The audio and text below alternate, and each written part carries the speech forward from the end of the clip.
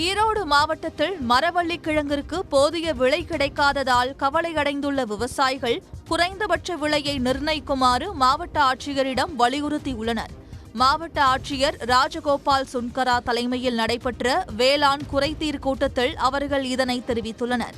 கடந்த மாதம் 13,000 ரூபாய் வரை விற்பனையான ஒரு டன் மரவள்ளி கிழங்கு தற்போது 10,000 ரூபாயாக குறைந்துவிட்டதாக தெரிவித்த விவசாயிகள் உரிய விலை கிடைக்க அரசே விலை நிர்ணயிக்குமாறு கோரிக்கை விடுத்துள்ளனர்.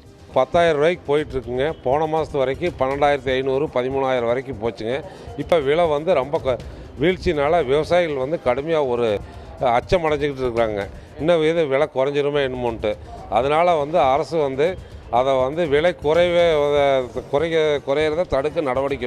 தமிழ்நாட்டில் சேலம், தர்மபுரி, நாமக்கல், ஈரோடு ஆகிய மாவட்டங்களில் அதிகளவு மரவள்ளி கிழங்கு சாகுபடி செய்யப்படுகிறது. இவை சேலம் மற்றும் நாமக்கல் மாவட்டங்களில் உள்ள ஜவ்வரிசி ஆலைகளால் கொள்முதல் செய்யப்படுவது குறிப்பிடத்தக்கது. உடனுக்குடன் செய்திகளை தெரிந்து கொள்ள சன் நியூஸ் பெல் ஐகானை கிளிக் பண்ணுங்க.